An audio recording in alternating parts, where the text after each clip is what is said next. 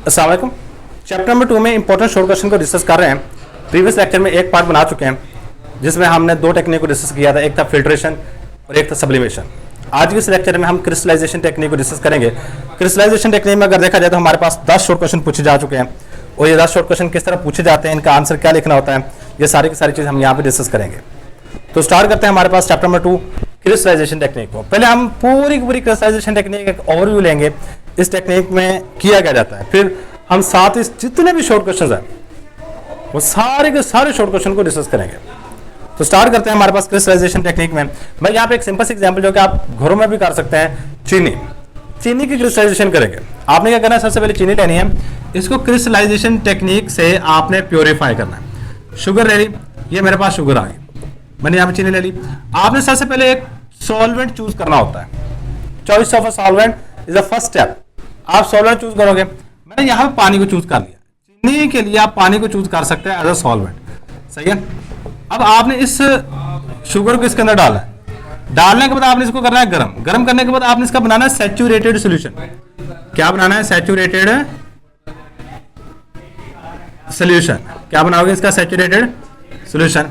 अब saturated solution बनाना है आपने हाई टेम्परेचर पे, गर्म करके, सही है। आपने इसका टेम्परेचर ऑलमोस्ट 100 डिग्री सेंटीग्रेड कर लो या 90 डिग्री सेंटीग्रेड पे। सपोज करो मैं 90 डिग्री सेंटीग्रेड पे एक सैचुरेटेड सॉल्यूशन प्रिपेयर कर लेता हूँ। अब सैचुरेटेड सॉल्यूशन क्या होता है कि वो सॉल्यूशन जिसमें आप मजीद सॉल्यूट ऐड ना कर सको, जब मजीद सॉल्यूट को डिसॉल्व ना कर सको, उस सॉल्यूशन को हम सैचुरेटेड सॉल्यूशन का नाम दे रहे होते हैं। ठीक है, मैंने सैचुरेटेड सॉल्यूशन तैयार कर लिया। सैचुरेटेड सॉल्यूशन के बाद आपने इसी सॉल्यूशन को लेना है, इसकी करनी है फिल्ट्रेशन। इसकी क्या करेंगे हम? फिल्ट्रेशन। अब देखो चीनी के अंदर कोई भी इंप्योरिटीज है, कोई भी इंप्योरिटी हो, अगर चीनी के अंदर कोई इंप्योरिटी है, मतलब कोई रेत है जो इनसॉल्युबल है पानी के अंदर, अब वो इंप्योरिटी बैठी होगी नीचे। ठीक है, आपने फिल्ट्रेशन करनी है। फिल्ट्रेशन में यहाँ पे लगता है फिल्टर पेपर, और इसके अंदर आपने इसी चीज को उठा के डाल देना। डालने के बाद नीचे रखा होगा हमने बेकर। क्या रखा होगा? एक बेकर रखा होगा, और यहाँ पे ऐसा ऐसा पानी खुद ब खुद आके जमा होना शुरू हो जाएगा। और कुछ ना कुछ इंप्योरिटीज जो कि इस शुगर के अंदर रेत थी या कोई भी चीज थी, वो यहाँ पे फिल्टर पेपर के ऊपर आ जाएगी और ये हमारे पास आ जाएगा सॉल्यूशन। अभी ये हमारे पास, याद रखिएगा, ये जो सॉल्यूशन है अभी गर्म ही है, मतलब मैंने ठंडा नहीं किया, गर्म सॉल्यूशन लिया, गर्म को ही हमने फिल्टर कर दिया। ठीक है, अब इस सॉल्यूशन को करना है आपने कूल। क्या करना है? कूलिंग करनी है। अब याद रखिए कि हर एक स्टेप है। पहले नंबर पे चॉइस ऑफ सॉल्वेंट, आप सॉल्वेंट को चूज करोगे। सेकंड नंबर पे preparation of a saturated solution, saturated solution तैयार करोगे। थर्ड नंबर पे फिल्ट्रेशन, आपने फिल्ट्रेशन करनी है। Fourth number cooling. जैसे इसको ठंडा करना है, जिस तरह आपने कभी देखा होगा शीरे को ठंडा करना है, जो चीनी है वो नीचे बैठना शुरू हो जाती है। तो यहां पे भी सेम काम होगा, जो चीनी होती है वो नीचे बैठना शुरू हो जाएगी, चीनी के क्रिस्टल्स बनने शुरू हो जाएंगे, चीनी के क्रिस्टल्स बनने शुरू हो जाएंगे। अब आपने दोबारा फिर क्या करना है? इसी चीज को दोबारा फिर फिल्टर करना है। क्या करना है? आपने इसी चीज को दोबारा फिर फिल्टर करना है। फिल्टर करोगे तो हमारे पास क्या होगा? चीनी के जो क्रिस्टल्स हैं ये इस फिल्टर पेपर के ऊपर आ जाएंगे, जबकि पानी सारे का सारा नीचे आ जाएगा। अब ये जो पानी नीचे आ रहा होता है, इसको हम नाम दे देते हैं मदर लिक्वर, जबकि चीनी के जो क्रिस्टल ऊपर आ गए, ये हमारे पास है ऑब्टेनिंग ऑफ अ क्रिस्टल। ये नेक्स्ट स्टेप है ऑब्टेनिंग ऑफ अ क्रिस्टल। हमने क्या किया? ठंडा किया, जो क्रिस्टल बने हैं उसको हासिल किया। अब नेक्स्ट स्टेप होता है, क्योंकि अभी इसके अंदर से पानी निकाल के हम नीचे गया है, और ये वाले जो क्रिस्टल होते हैं चीनी के, ये होते हैं थोड़े से गीले से। ठीक है, ये क्रिस्टल के हमारे पास गीले गीले से हैं। अब नेक्स्ट स्टेप होता है, हमने इन क्रिस्टल्स को ड्राई करना है। ड्राइंग के लिए 3 तरीके का इस्तेमाल किया जाता है। आप इसको उठाओ, ओवन में रख दो, ड्राई हो जाएगी।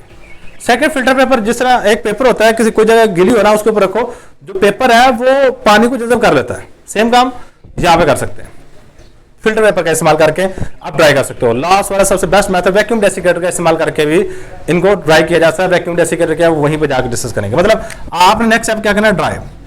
अब ड्राइंग के बाद बाज़ दफा इन क्रिस्टल के अंदर कोई कलर आ जाता है। अगर कलर आ जाता है तो आपने क्या करना है कि इसको डीकलोराइज करना है, डीकलोराइज करना है। इसके अंदर जो भी कलर को खत्म करना है, और ये पूरी ऊपरी टेक्निक कराती है क्रिस्टलाइजेशन टेक्निक। इसमें क्या हुआ है? हमने शुगर को, ये चीनी को साफ किया है क्रिस्टल्स बना के, मतलब उसको पहले हल किया, हल करने के बाद उसकी फिल्ट्रेशन की, फिर उसको ड्राई कूल किया, कूल करने में इसके क्रिस्टल बने, उस क्रिस्टल को अलग किया, अलग करने के बाद वो हमारे पास ये टेक्निक कहलानी शुरू कर दी, क्रिस्टलाइजेशन टेक्निक। क्या है? Crystallisation technique. तो ये था जी हमारे पास एक ओवरव्यू क्रिस्टलाइजेशन टेक्निक का। अब इस के मुतालिक कौन कौन से पास पेपर में शॉर्ट क्वेश्चन पूछे जा चुके हैं, उन शॉर्ट क्वेश्चन को डिस्कस करने वाले हैं। अब इसको कम से कम ये जो मैंने ओवरव्यू दिया ना, इसको लाजमी लाजमी लाजमी देख लीजिएगा, ये बड़ा इंपॉर्टेंट है सही, क्योंकि ये सारे के सारे शॉर्ट क्वेश्चन इसी से रिलेटेड होंगे। तो crystallisation technique, first short question, what is crystallisation? Crystallisation है क्या? तो the process of obtaining a crystal, obtaining crystals from hot saturated solution of a substance by cooling it, इसको ठंडा करने से, by cooling it is called crystallization। इस process को crystallisation का नाम दे रहे होते हैं। सही है कि हमारे पास एक हॉट सैचुरेटेड सॉल्यूशन है, उसको ठंडा करके हमने उसमें से क्रिस्टल्स को लेना है, निकालना है, इस प्रोसेस को क्रिस्टलाइजेशन का नाम दे रहे होते हैं। ये था जी हमारे पास first short question. Second short question, write down the names of step which involve in crystallisation process. Second जो शॉर्ट क्वेश्चन है नेम्स ऑफ स्टेप्स है, क्या हमारे पास है नेम्स ऑफ स्टेप्स, कौन कौन से स्टेप्स इन्वॉल्व होते हैं क्रिस्टलाइजेशन प्रोसेस में। तो इसमें जो पहला स्टेप है वो है चॉइस ऑफ अ सॉल्वेंट। तो ये पहला स्टेप है चॉइस ऑफ सॉल्वेंट, सॉल्वेंट को चूज करना है जी आपने। Second step preparation of saturated solution, preparation of saturated solution, saturated solution को तैयार करना है। थर्ड नंबर पे फिल्ट्रेशन, आपने फिल्ट्रेशन करनी है। फोर्थ स्टेप कूलिंग, ठंडा करना है। Fifth step obtaining of crystals, obtaining of crystals, crystals को निकालना है। Next step 6 drawing of crystal, आपने ड्राइंग ऑफ क्रिस्टल, क्रिस्टल्स को ड्राई करना है। और लास्ट वाला स्टेप है स्टेप नंबर 7, वो है डीक्लोराइजेशन, डीक्लोराइजेशन ऑफ क्रिस्टल। क्रिस्टल में अगर कोई कलर आ रहा है तो उसको दूर करना है। ये 7 स्टेप हैं जिसमें हम क्रिस्टलाइजेशन टेक्निक को कर रहे होते हैं। वो सारे के सारे स्टेप मैंने यहाँ पे एक्सप्लेन कर दिया है। वो हर स्टेप में से कोई ना कोई शॉर्ट क्वेश्चन पूछा जा सकता है।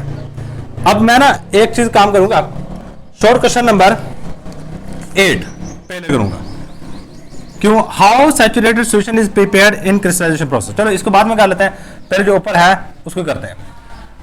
Third step, third short question जो है हमारे पास, पहला भी कर लिया, दूसरा भी कर लिया। तीसरा, write down the main characteristics for a solvent used in crystallisation process. Short question number third है characteristics of solvent, characteristics of solvent. जो हम क्रिस्टलाइजेशन प्रोसेस में सॉल्वेंट, जिस तरह मैंने यहां पे पानी इस्तेमाल किया था, आप हर सॉल्वेंट चूज नहीं कर सकते क्रिस्टलाइजेशन प्रोसेस में। आपने कौन सा सॉल्वेंट चूज करना है, उसके क्या क्या खसूसियात होनी चाहिए, वो यहां पे डिस्कस करेंगे। पहले नंबर पे पहला जो खसूसियत यहां पे होनी चाहिए, solvent should dissolve maximum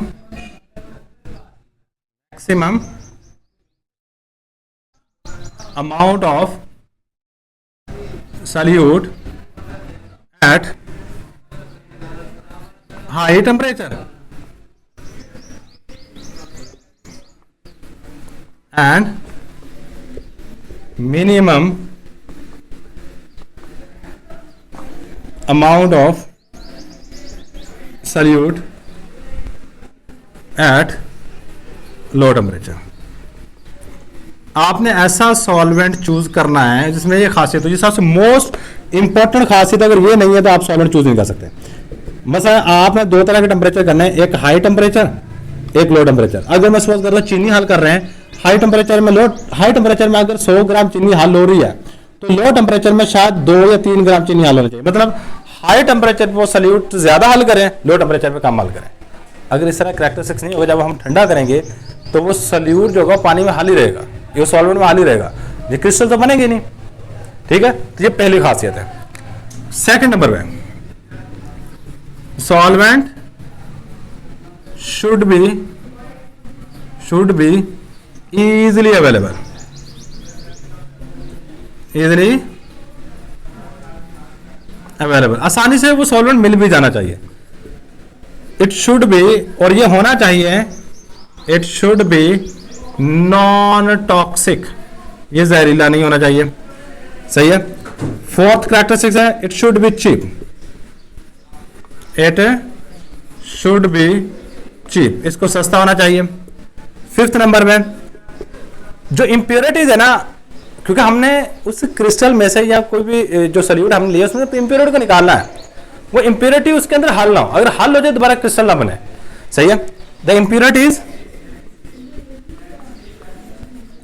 impurities should not dissolve in solvent, उस सॉल्वेंट में इंप्योरिटीज को हल नहीं होना चाहिए। ये देखिए हमारे पास 5 कैरेक्टरिस्टिक्स।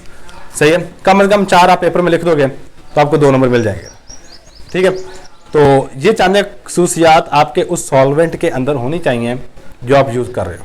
सही है। और नॉट इंजूरियस टू हेल्थ, ये भी कर लो। 6 है not injurious to health, not injurious to health, सेहत के लिए खतरनाक नहीं होना चाहिए। ठीक है। Next short question, short question number है हमारे पास 4। शॉर्ट क्वेश्चन 4 क्या है? राइट डाउन एनी 4 नेम्स, 4 नाम लिखने हैं सॉल्वेंट जो कि यूज करते हैं क्रिस्टलाइजेशन प्रोसेस में।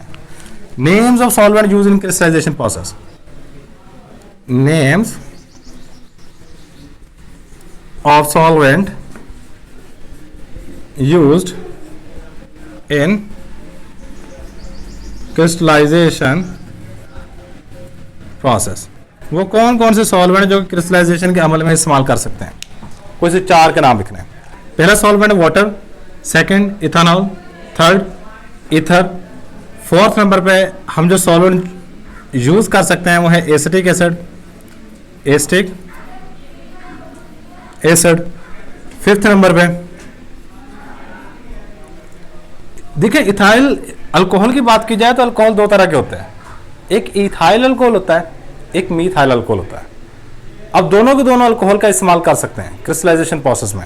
इसके अलावा कार्बन टेट्राक्लोराइड CCl4, इसको कहते हैं कार्बन टेट्रा क्लोराइड। इसके बाद हमारे पास नेक्स्ट 6 नंबर पे एसीटोन, और लास्ट में 7 नंबर पे क्लोरोफॉर्म लिख लो। ये वो सॉल्वेंट है जो कि अमूमन हम इस्तेमाल कर रहे होते हैं क्रिस्टलाइजेशन प्रोसेस में। तो ये था जी हमारे पास short question number 4। Short question number 4 के बाद हम यहां पे डिस्कस करने वाले हैं शॉर्ट क्वेश्चन नंबर 8 को।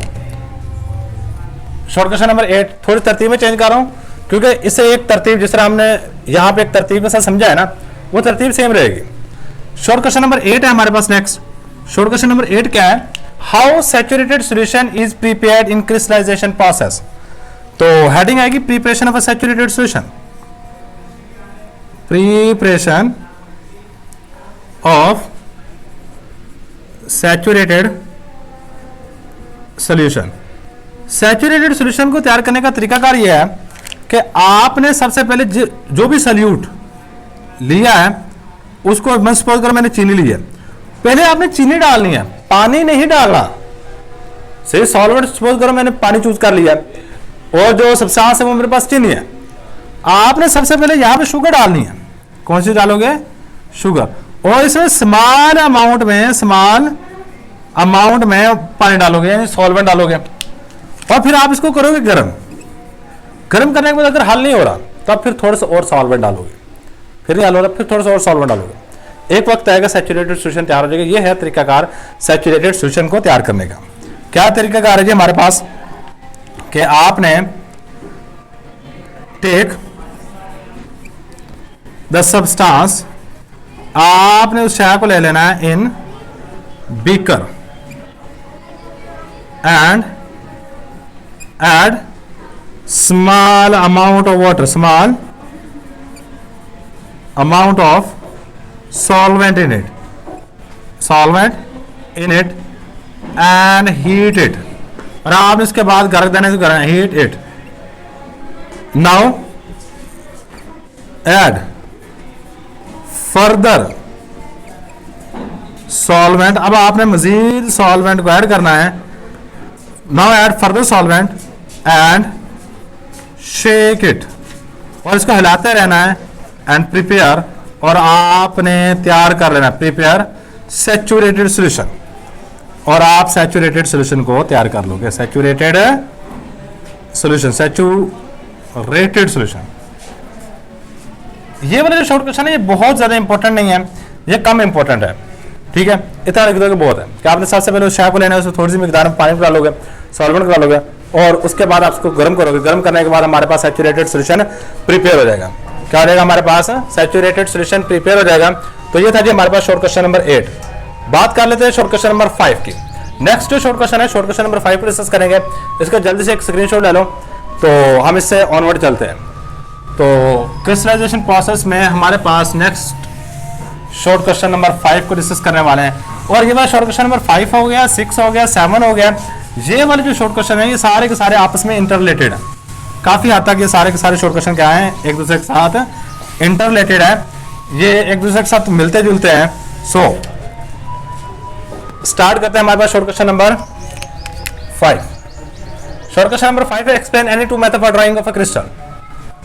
सही है, methods for drying of crystal, drying of crystals. मैं इसको थोड़ा सा एक्सप्लेनेशन के साथ या वजाहत के साथ यहां पे लिख दूंगा, और इसी शॉर्ट क्वेश्चन से आपका शॉर्ट क्वेश्चन नंबर 6 भी हो जाएगा, शॉर्ट क्वेश्चन नंबर 7 भी हो जाएगा। मतलब 5, 6 और 7 आपके एक ही शॉर्ट क्वेश्चन से हो जाएंगे। याद रखिएगा, अगर क्रिस्टल आपके पास ले लिए, आपने क्रिस्टल बना ली है, लास्ट में हमने कहा था कि वो फिल्टर करके फिर वहां से कूल करते हैं, कूल करने के बाद हमारे पास आ जाते हैं क्रिस्टल्स। ये हमारे पास आ गए क्रिस्टल। अब मैंने इनको ना ड्राई करना है, खुश्क करना है, इनके ऊपर सॉल्वेंट होगा। सॉल्वेंट को निकालने के लिए या इन क्रिस्टल को खुश्क करने के लिए 3 तरीकाकार का इस्तेमाल किया जाता है। कितने तरीकाकार है? There are 3 method, there are 3 methods which are used in crystallization process. It is used for drying of crystal, for drying of crystal. Crystals को ड्राई करने के लिए ये 3 तरीकाकार इस्तेमाल कर सकते हैं। कौन कौन सा है? पहला तरीकाकार, A, by using filter paper, by using filter paper, filter paper का इस्तेमाल करके।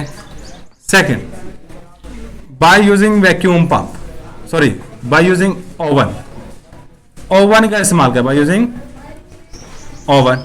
थर्ड नंबर पे C, by using vacuum desiccator, vacuum desiccator, vacuum desiccator का भी इस्तेमाल करके ये वाला काम किया जा सकता है।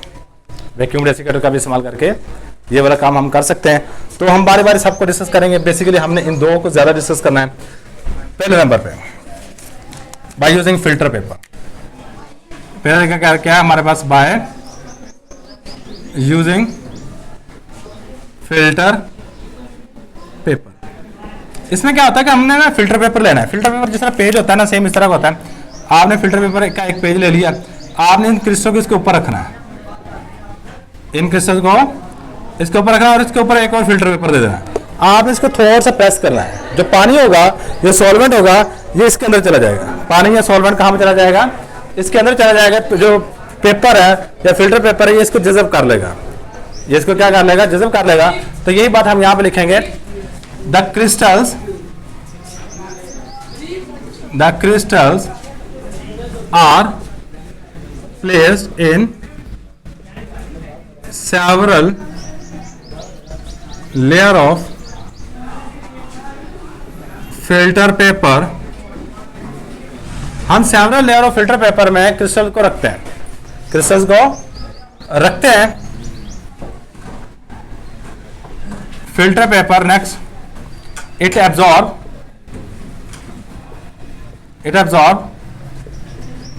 solvent and crystal become dry,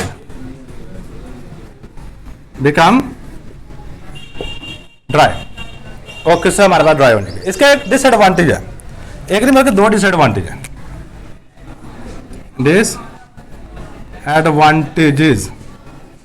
कौन से डिसएडवांटेज है? पहला है कि जब आप क्रिस्टल को प्रेस करो, क्रिस्टल होते हैं गीले, तो मे भी आपके क्रिस्टल पाउडर में बदल जाए, किस में बदल जाए, पाउडर में बदल जाए। और यही बात हम यहां पे लिखेंगे, ड्यूरिंग प्रेसिंग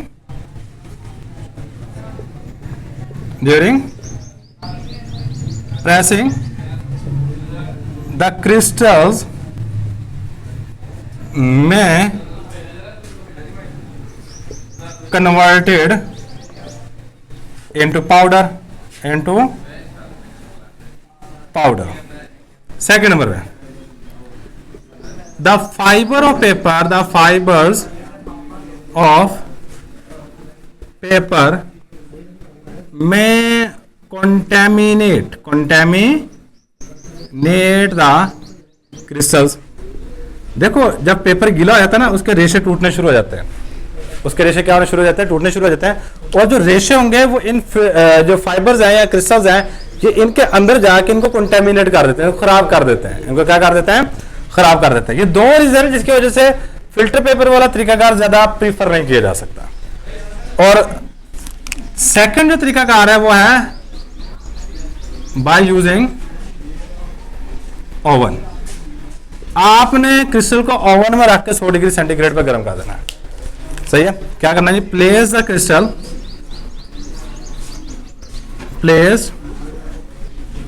क्रिस्टल्स, जो क्रिस्टल्स हैं, place the crystal in oven at 100 degree Celsius. और इसका भी डिसएडवांटेज है, the crystal may decompose, the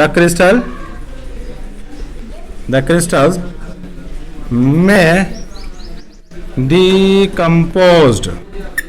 यहां पे ये नुकसान है कि जब आप इसको रख के गर्म करोगे तो आपके क्रिस्टल में भी डिकम्पोज हो जाए, टूट जाए, कोई नई चीज बना दें, ये इसका डिसएडवांटेज है। सबसे बेस्ट तरीकाकार, बेस्ट मेथड जो माना जाता है वो है वैक्यूम डेसिकेटर का इस्तेमाल करके। सी है bye using vacuum desiccator.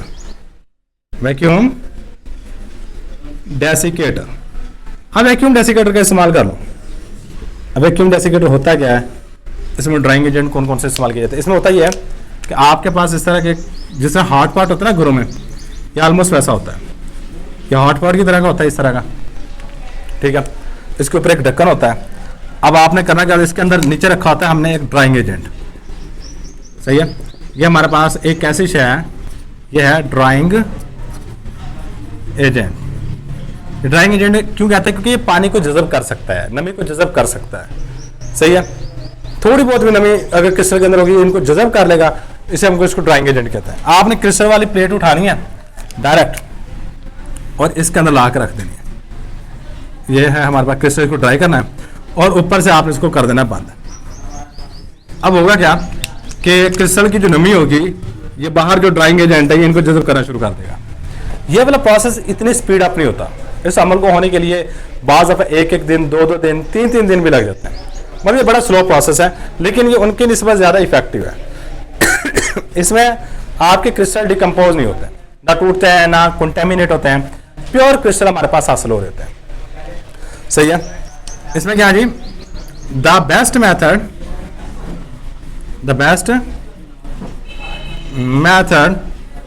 For drying of a crystal, drying of crystals are vacuum desiccator. Vacuum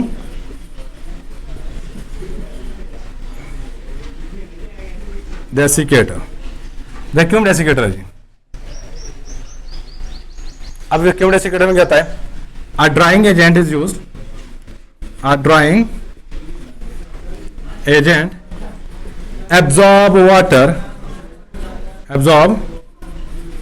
water from crystals.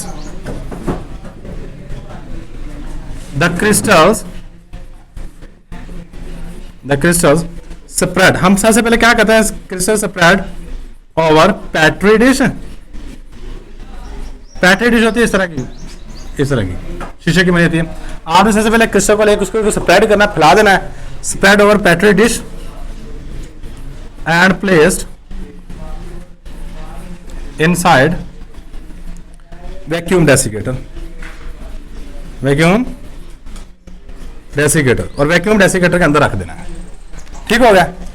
अब जब इसके अंदर रखोगे तो ये नमी को जब करेगा और हमारे पास क्रिस्टल ड्राई हो जाएंगे। और यहाँ पे जो नीचे ड्राइंग एजेंट है, ये मुख्तलिफ चीजें इस्तेमाल की जा सकती हैं। The drying agents used in vacuum desiccator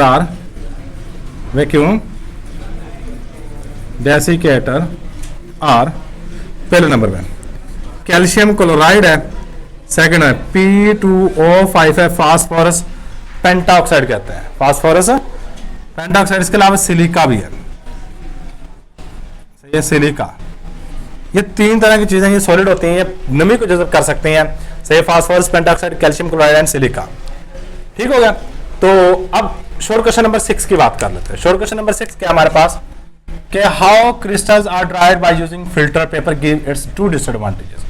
इसमें आप फिल्टर पेपर वाला यहां से उठाओगे शोर क्वेश्चन नंबर 6 और यहां तक लिख दोगे। दो डिसएडवांटेजेस भी लिखे हुए हैं, तरीकाकार भी लिखा हुआ है किस तरह ड्राई किया जाता है।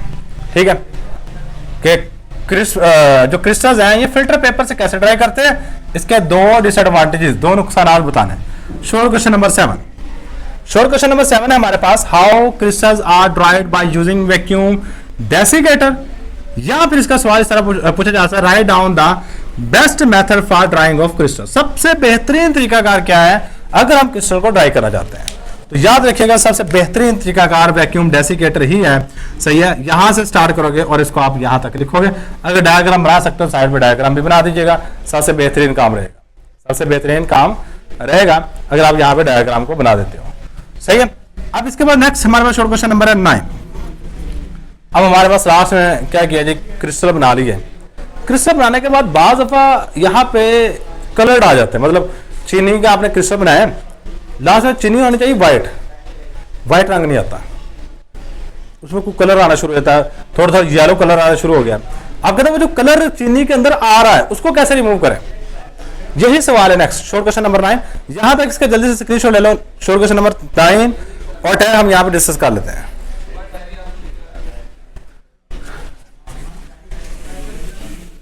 इसका स्क्रीनशॉट ले लीजिएगा लाजमी और इसको सेम बेशक इसी तरह एग्जैक्ट जिस तरह लिखा हुआ है सारे का सारा लिख दीजिएगा। सही, सारी की सारी बातें सही लिखी हुई हैं, कोई बात ऐसी नहीं है जो कि गलत हो। ठीक है, तो हमारे पास नेक्स्ट जो शॉर्ट क्वेश्चन है वो है शॉर्ट क्वेश्चन नंबर 9।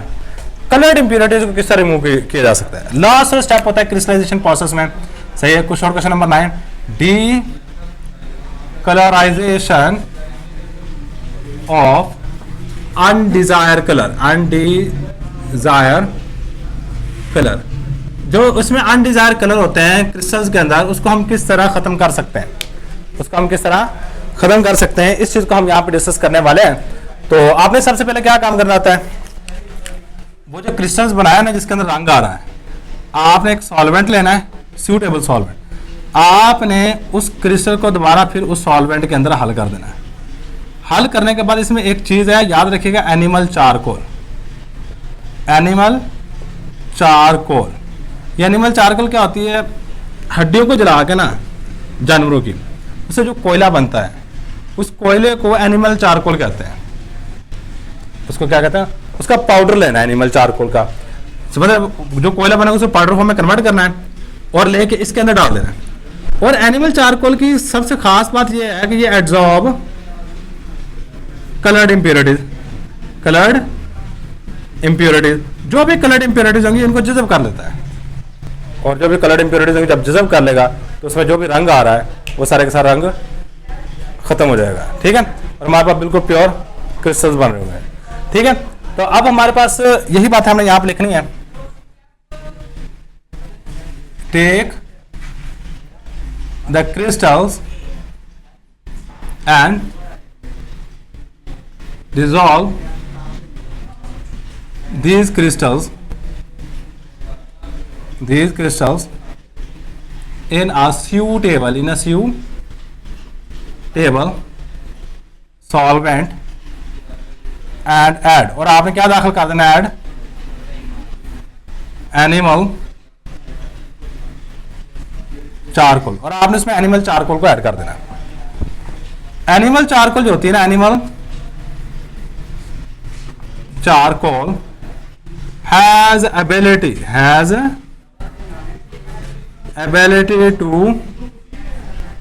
absorb नहीं लिखा, absorb है, ये जज़ब सतह के ऊपर जज़ब कर लेती है, to absorb colored impurities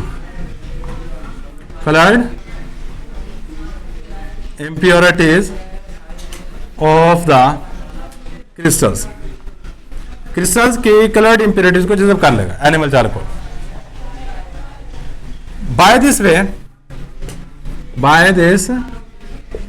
वे इस तरीके से the coloured impurities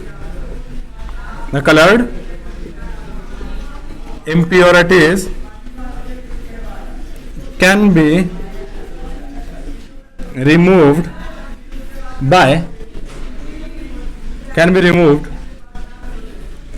by using animal charcoal. लो जी, सिंपल बात, अगर आप एनिमल चारकोल वर्ड लिख दोगे तो आपको दो में से एक नंबर मिल जाएगा। बस कलर्ड इंप्योरिटी को रिमूव करने के लिए एनिमल चारकोल का इस्तेमाल किया जाता है। एनिमल चारकोल डालोगे, कलर्ड इंप्योरिटी को एब्जॉर्ब करेगा और हमारे पास प्योर क्रिस्टल दोबारा फिर बन जाएंगे। ठीक है, तो यह था जी हमारे पास short question number 9। Short question number 10 last वाला शॉर्ट क्वेश्चन है, इसके बाद ये लेक्चर खत्म हो जाएगा। शॉर्ट क्वेश्चन नंबर 10 है, Why is there need to crystallize a crude product? कि हमारे पास जो क्रूड प्रोडक्ट होता है, जो भी मार्केट के अंदर कोई चीज आ रही है, जैसे चीनी है, आम खाने वाला नमक है, कोई भी शैल लो जो कि मार्केट के अंदर आ रही है, अब उसको क्रिस्टलाइज करने की क्यों जरूरत पड़ती है? मतलब ये वाला पूरे का पूरा प्रोसीजर हमने जो पढ़ा है, ये पूरे पूरा अमल करने की क्यों जरूरत पड़ती है? इस क्वेश्चन का आंसर हम इस टॉपिक के शुरू में ले चुके हैं कि क्रिस्टलाइजेशन प्रोसेस का मेन मकसद होता है प्योरिफिकेशन। आप किसी भी चीज को मजीद साफ करो, सही है। तो need to crystallise a crude product was heading निकाल के हमने यहां पे लिख लिया है। अब क्रिस्टलाइजेशन का मेन मकसद आपके पास जो भी शय है जो मार्केट के अंदर अवेलेबल है वो प्योर नहीं होती, वो इम्प्योर होती है, उसके अंदर कुछ ना कुछ इंप्योरिटीज होती है। उन इंप्योरिटीज को वहां से निकालना है, रिमूव करना है। उन इंप्योरिटीज को रिमूव करने के लिए हम क्रिस्टलाइजेशन प्रोसेस का इस्तेमाल कर सकते हैं। ठीक है, तो यही बात हमने यहां पे लिखनी है। The crude products contain impurities. Crude product में impurities होनी, and these impurities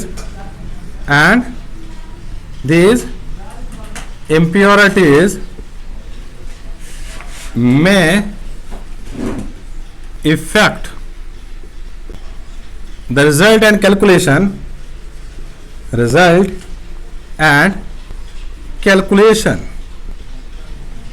in chemistry